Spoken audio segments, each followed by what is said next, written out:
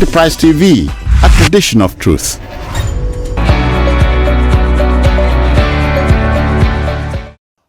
Okay, folks, welcome to another program in the series, Homo Politicals, in which we talk about Nigeria, this Nigeria, just so you know. Today, Tinubu seeks National Assembly approval for an $8.6 billion and 100 million pound loans. So let's go. You know, I am Citizen Jones Hussein.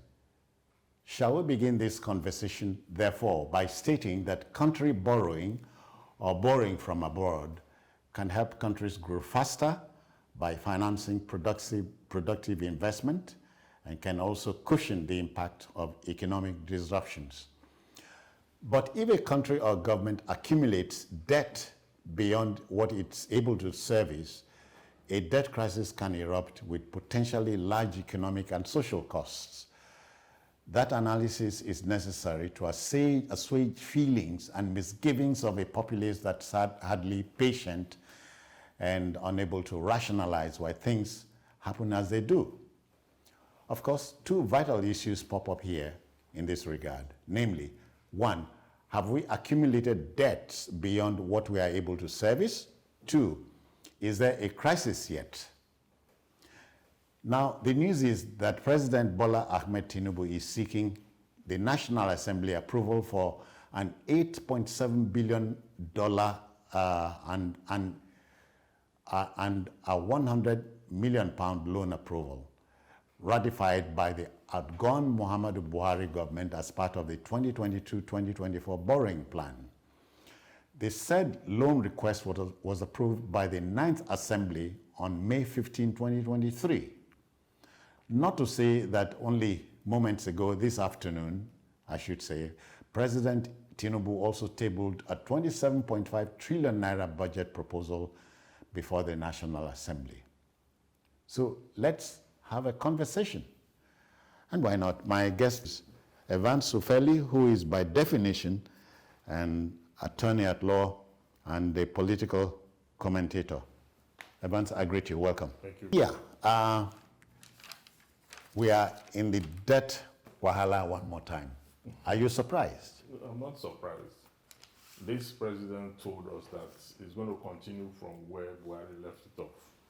And we know how Buhari took loans upon loans upon loans. So if the definition of continuity is anything to go by, it means that we shouldn't be surprised.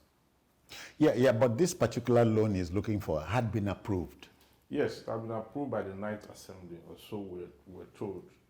But it's shocking to see that it has a projection, they call it a loan plan, that this government will move its gaze towards, actualizing a loan plan that was set in the pipeline by the government before that failed Nigerians.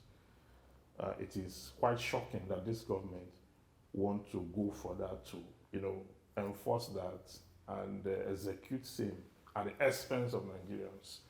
There is a loan plan, but there is no development plan. That is the irony. Yeah, but the president has told you this particular loan, this one now we are talking about, will go for tackling infrastructure decay, agriculture, and so on and so on. Yes. But what about that? We have been told this on several occasions that these loans are meant for critical infrastructure. But when they lay out this plan, the repayment plan is unknown to us. The one that former Minister Rotimi Amechi took to build the railway between Abuja and Kaduna, okay, that loan is still pending, the Chinese loan, okay, which today is not yielding anything because insurgency have taken over part of that corridor, and the railway have not generated anything reasonable to pay back what was taken.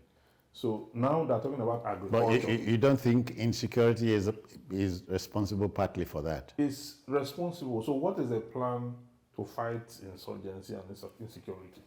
and how effectively are we executed that. Because if you are taking more loans and you are challenged to agriculture, and when you do that, the farmers cannot access their farms still. You see, you have not gotten anywhere. So I think what the government should do is to look for how to exterminate the insurgents, and then let them take the loan to, effect the change that is required. Evans, but we don't have a debt crisis on our hands at the moment. We do. Our debt profile is about 900 and something trillion as we speak. Yeah, but the loaning countries, what do we call them now? The lenders. The lenders think we have the capacity to pay.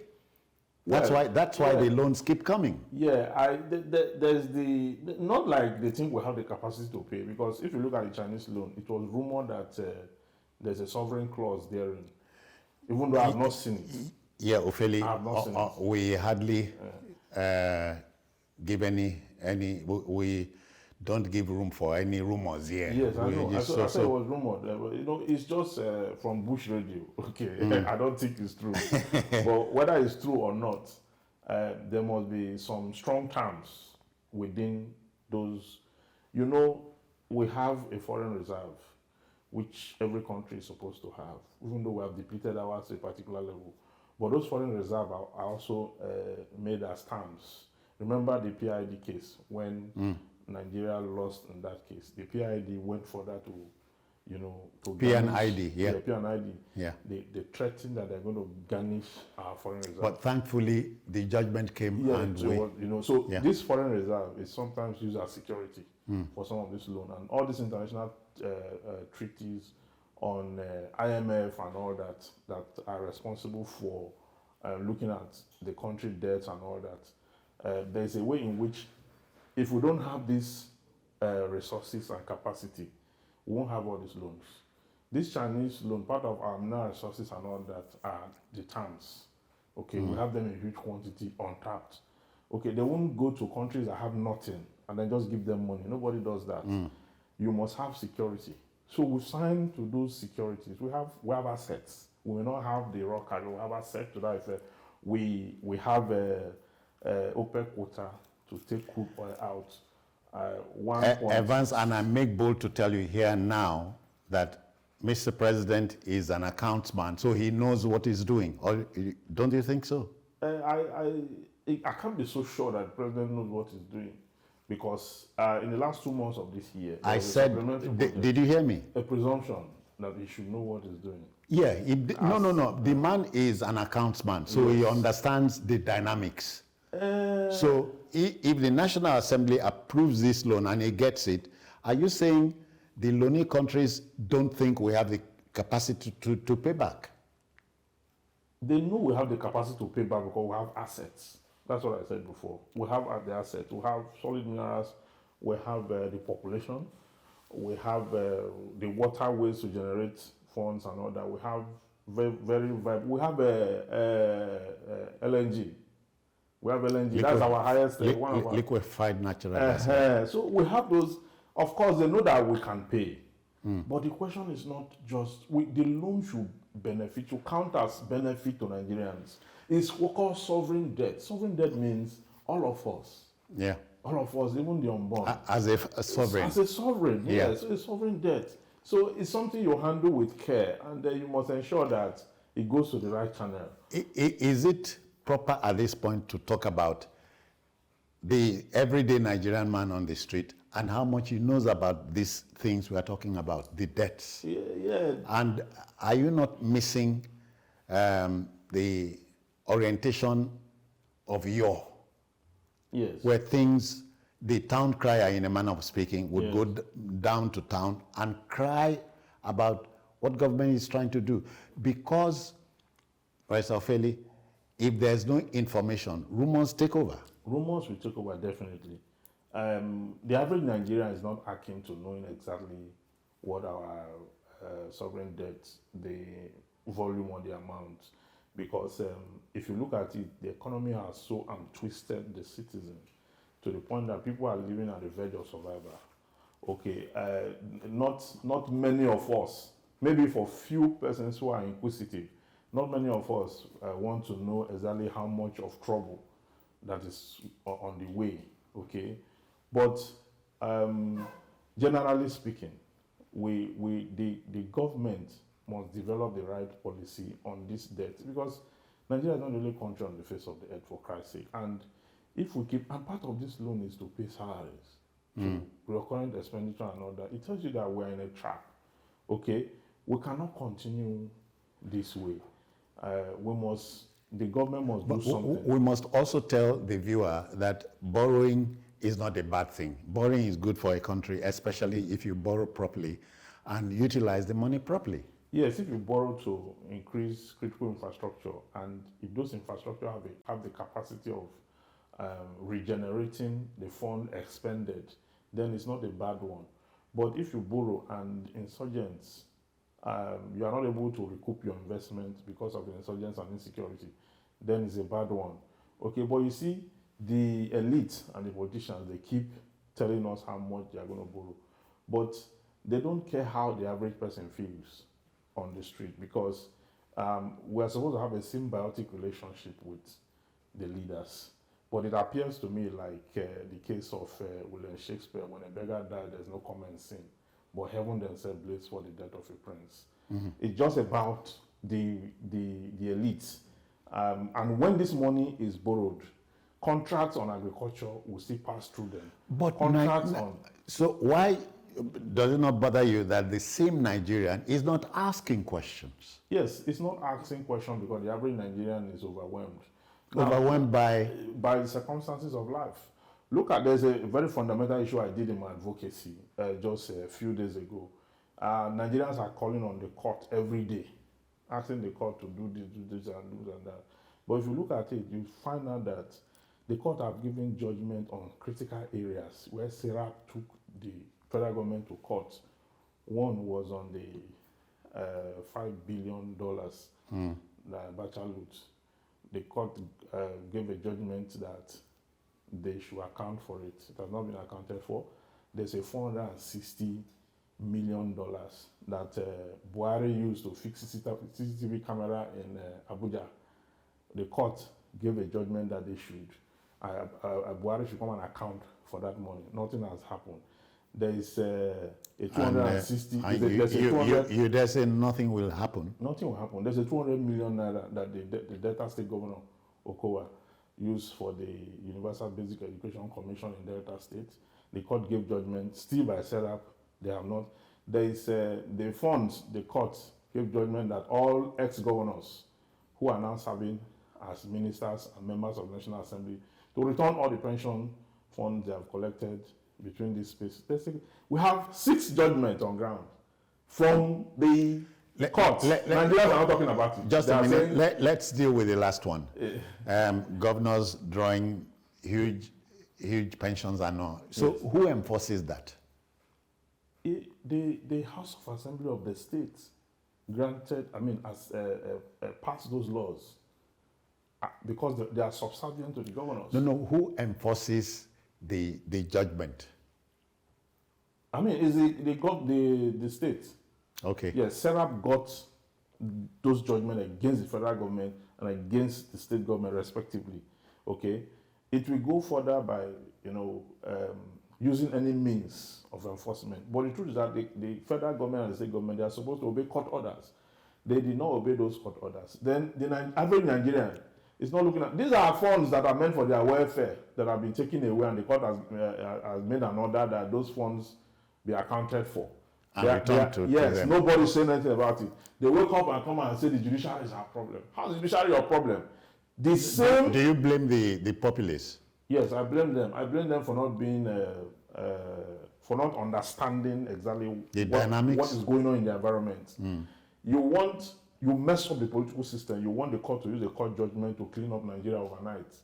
All the judgments that now you are saying the judiciary is your problem. In the same election where the persons whom you have voted, they are going there to continue to embezzle and plunder your resources. The one that the court has given judgments on these 6 cases, there are more. It's just 6 I could remember. There are more. Nobody is saying anything about it. So if we have to protest, why can't we take all these judgments, compile them, and go on the streets? But you as an attorney, as a barrister at law, aren't you worried that in 63 years of countryhood, we're still not able to punish wrongdoing in this country? We're not able to punish wrongdoing because of the way the country is presently constituted. Okay? I don't understand the court, look at how Buhari treated the court, the judiciary. The court will give an order, he will not obey. You understand? When the court give an order, the people will have to wait for him to give. Look at the issue of the Naira notes. When the court has said that between now and December, that time and this December, this old note should cease. He came and gave his own contrary opinion to an order of court. So, yeah, Evans, but this same Buhari sought to gain independence for the judiciary and the local governments, but the politicians said no. They went to court. The politicians went to court, yes, led by Fayemi. Then it was the Governors Forum chairman. Governors Forum chairman. They went to court and they frustrated it because the constitution itself shot itself severally at the foot on the way it had it joined the account of the state government and the federal government. So if that is not severe by amendment, you mean severed? Yes, severed by amendment. Okay. You are going to have that problem. You are going to have that problem. So if we want to have an independent local government, they should have autonomy, just like you have it in Section 7 of the Constitution, where that power is given. Then in Section 62 of the Constitution, the same power is taken from the local government. So you see that discrepancy, the paradox in shift of power toss between the state government and the local government. The local government is also function at the grassroots, deliver the event of democracy at that level. The state government delivers the event of democracy at the state level. The federal government delivers at the federal level. We have no business being poor in this country. If we can manage and harness our resources in the way and manner it is required by law. But what we have is different from what okay, let's go back to country borrowing. Is Nigeria a poor country? Nigeria is not a poor country. Nigeria has been made poor by poor management of its resources.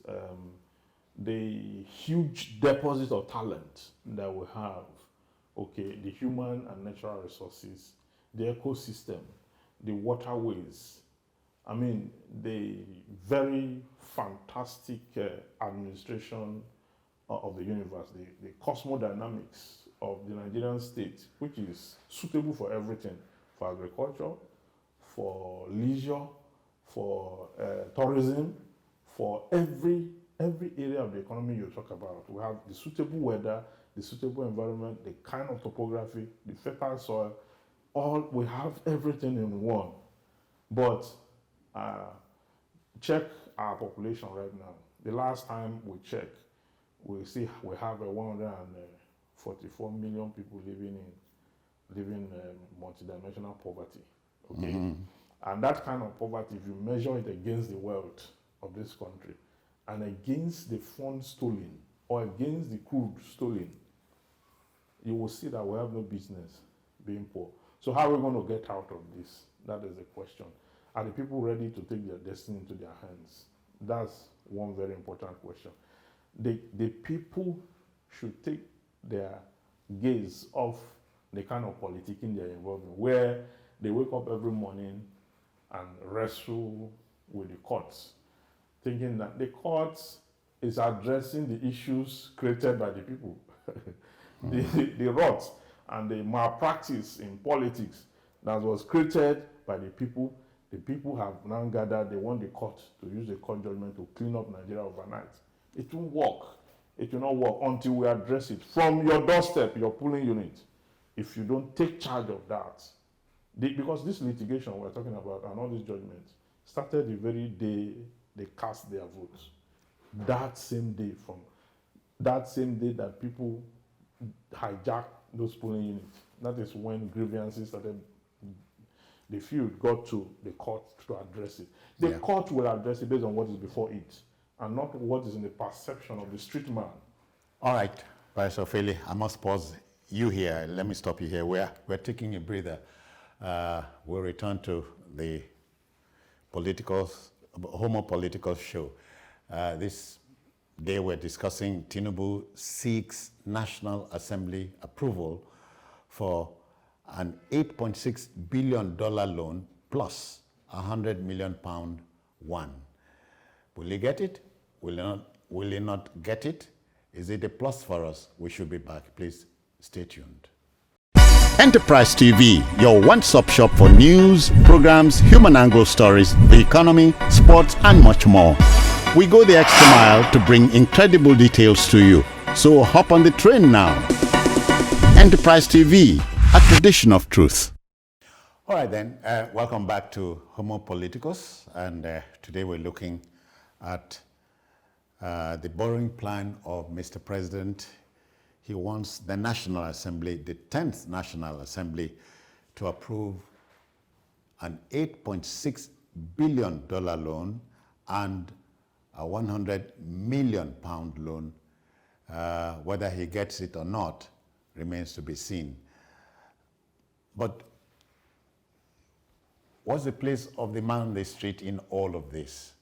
My guest is still here, Barrister Evans Ofeli. Barrister Ofeli, thank you for Welcome. you're giving us your time. Yes. So let's talk some more about borrowing plans and so on. We didn't start borrowing today, Yes. and so perhaps we may not end tomorrow. Yeah. But let me tease you. Do you see an end to borrowing in this country? Not exactly, because even if you look at it, the most successful economies of the world, they borrow. I hear the US is the greatest Yeah. debtor on the planet. It's a flamboyant economy, so there's no way you can sustain it without borrowing. Okay. So you always So, have so, that. so borrowing is a way of life for countries. It is, Okay. except perhaps for the Scandinavian countries that have really planned, Yeah. that have quite a sizable population with humongous mineral and natural resources. But for other countries, you borrow. But you see, when this country borrow, when they show you their borrowing plan, they show you their development plan. You understand? But here, we don't have. I don't know. Yeah, but you think the budget. you think the current monies they are looking for would not have been planned for? But where is the plan? That's what I'm saying. So, because if you look at it now, when But you have Mr. President is telling you he wants to commit it to infrastructure, health, and all that. we have been told that in the past. Okay, we have not seen any infrastructure. You are not persuaded. We are not persuaded. We are not persuaded because we know that these funds, a huge chunk of it, go to the wrong hands. And at the end of the day, the government is not able to account for it. The last budget, how many percent performance do we have? We've not seen that. What's the percentage that we have? I know that budget is a statement of intention and not actual liquidity. But at the same time, It's a projection? yes, a projection. But we should have a development plan alongside it. I hope this other loan they are taking, I hope it is not to fund the supplementary, the just concluded supplementary budget. Now, because we have a supplementary appropriation act, which is called the budget in a layman's term. Okay, this loan that they're taking now, or they're about to take, is it to fund part of the 2024 budget? Or No, don't beg the question, because you had been told this particular loan will be committed to infrastructure, health, education, and all that. Yeah, in one term, what I'm trying to, as part of the budget performance. Oh yeah. You You had said we were borrowing to fund our budget. So yes, so obviously that is to fund the supplementary budget, because that is the one that is now already an act. This one is still a bill, an executive bill. That is why the National Assembly will consider it. That is why it was brought before the National Assembly today, as it is the custom. The president will present it himself, and he has done that today. The National Assembly will now look at it and do the approval, and they have the right and power to oversight Yeah. it by virtue of section 88 and 89 of the 1999 Constitution. They can make inputs in that budget. They can raise issues, and these issues. You don't think the 10th National Assembly is a rubber stamp? Well, I don't think it's a rubber stamp. I think they understand their primary duty, which is oversight. And as long as they can oversight that document effectively, okay, they shouldn't be seen as a rubber stamp. But if they are unable to oversight that document effectively, you see, because lawmaking and legislation is critical for national development. If you don't have the right kind of assembly that can scrutinize a legislation, because it's a law. If you don't have the right kind of assembly that can look at it objectively and point out issues or wastages, these are irrelevant and all that, and shrink that budget. Because for me, I think that budget is too ambitious. It's ambitious, especially. All right, you are talking, let's go there. The 2024 budget estimates has been presented to a joint session of the National Assembly. 27.5 trillion. Ambitious? Yes, it is. It's ambitious because, if you take the current expenditure from it, out of that, maybe you will have like 40% left. 40 or 50%, no, 40% left. And that 40%, you are committing to other areas like capital projects. Okay, then you look at the country, what are the major infrastructure that is contained in the manifesto of this administration, which they have transcribed to the National Development Plan, and what will it take to execute them and all that. So when you look at it, you'll find out that I think we should size up, because the reason I'm saying it's too ambitious is because we have to borrow more to fund it. Apart from this one we're talking about, we have to borrow more on this. And if you look at we're not meeting our OPEC quota in terms of, which is about oil production. Yeah. Yes, we're not meeting which in effect has affected the internally generated revenue, yeah. which is part of national income. Okay, and you fund budget not just by borrowing, but national income plus, external financial contribution that you derive from loan and maybe grants and aids and all that. That's what you put together to make up the budget. So if we are going to borrow to fund this, it is too ambitious, because we have to cut down on borrowing. That's what I mean. You spoke earlier on in passing about recurrent estimates and so on. Not enough. No, recurrent is stable, it's static, because it's for salaries and for ministries, agencies, and all that. Of government. Even though there are critics who have said that some of the things they buy them out of surplus. They have them and they are buying them. Okay, and the government should look into that and not release. Otherwise, wastages and all that. Yes, wastages and overhead. And leakages. Yes, leakages. Some huge amount of money goes to workers. People are paid, they don't work, they are not alive. Some persons are collecting this money. So many ministries, you see a lot of people are japa and they are still collecting salary. Ghosts don't fight. And they are still collecting salary. Especially in these parts. Yeah, they are in Canada, they are in UK, everywhere. They are still collecting salary, drawing salary from the country. Okay, so if the government must be able to walk through all these ministries and sanitize them, clean up the system, so that every kobo that is spent is accounted for. Accountability and transparency is what is lacking in our system. Okay, Mr. President is targeting a 3.76% growth. Is that ambitious too? Well, currently the economy is growing by single digits. Okay, it's not doing well. Okay, so if it's to target 3 points, well, it's a good projection, but is it possible? Looking at the inflation rates and inflation, we're at 21.7%. Yes, looking at that, and then looking at our GDP, looking at the projection, looking at productivity. productivity that's hampered by insecurity. Okay, so it's a good one if we can do that, but it's going to be very tough. I think. Yeah, but again, teasing you, it doesn't make any sense to remind you that Mr. President is a money man, is a chartered accountant. Does it make any sense here? It's not. Is it him that we pilot it? Well, He's the captain of the ship. He will oversee it. I mean, but those who will do the job, the Accountant General of the Federation, the CBN governor, He has picked his team. You don't trust the team? No, the team, the team, many of them were largely in Lagos State government, and they did well at that time. But the dynamics have changed. Yes, the dynamics have changed. I mean, things are different today.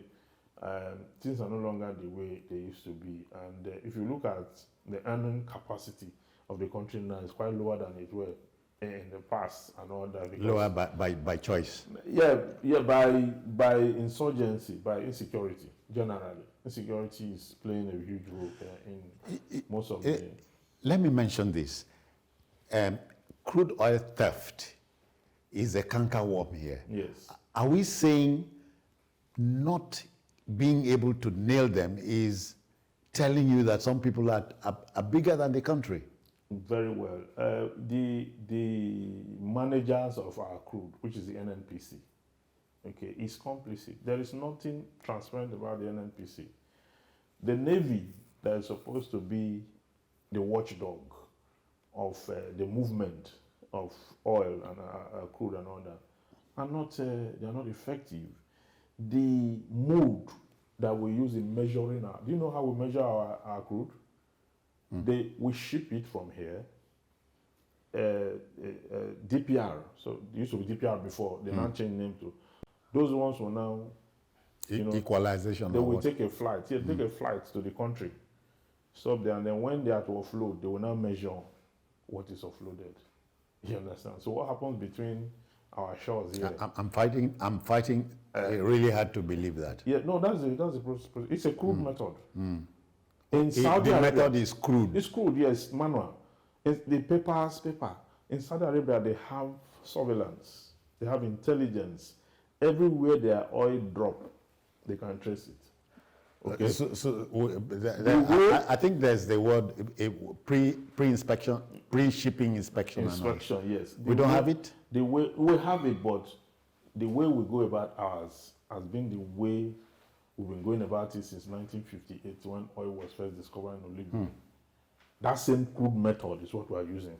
By going ahead of the ship, getting there, then measure in 2023. Yes, that's why we don't have the facilities. Oh now. boy. We don't have the facilities. There was a time they sent some delegates to Saudi Arabia to understudy the process, how they monitor their own crude, even the pipelines.